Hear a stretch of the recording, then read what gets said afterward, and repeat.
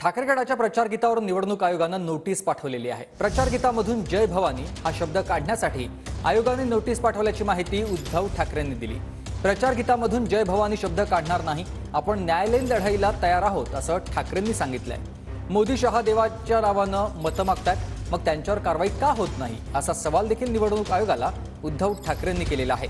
आधी मोदी शहांवर कारवाई करा आणि मग आमच्यावर कारवाई करा असं आव्हानच आता निवडणूक आयोगाला उद्धव ठाकरेंनी दिले आहे।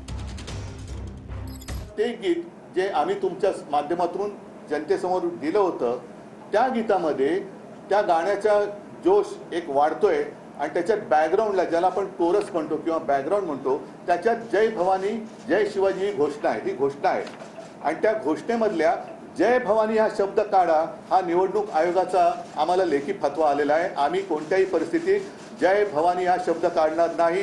निवडणूक आयोगाने आमच्यावर कारवाई करणार असाल तर पहिलं मोदीजी आणि शहाजींवरती कारवाई करावी आणि मग महाराष्ट्राच्या कुलदैवताचा अपमान तुम्ही केलात हा जर का मी आरोप केला तर त्याला निवडणूक आयोगाकडे उत्तर आहे काय?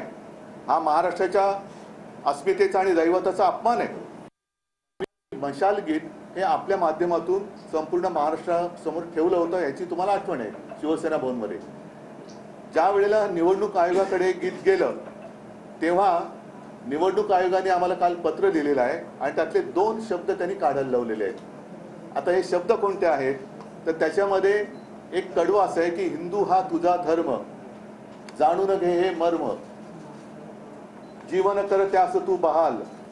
आता याच्यातला हिंदू धर्म हा शब्द त्यांनी काढायला लावलेला आहे।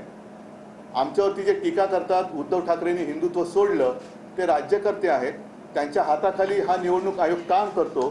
आता त्यांनी सांगावं हिंदू धर्म काढायला लावणं हे योग्य आहे का? जो व्हिडिओ आहे त्याचा आवाज नाही। बटन दबाओ ना, तब जय बजरंगबली बोल करके सजा दे देंगे। पक्का दोगे ना? माताएं बहनें, विशेषकर आप सभी को अयोध्या में राम मंदिर का दर्शन करना है ना? करना है या नहीं करना है? खर्चा होगा ना? होगा ना? मगर मैं कहता हूं नहीं होगा। आप 3 दिसंबर को भाजपा सरकार बना दो। भाजपा मध्य प्रदेश सरकार सभी को बारी बारी फ्री ऑफ कॉस्ट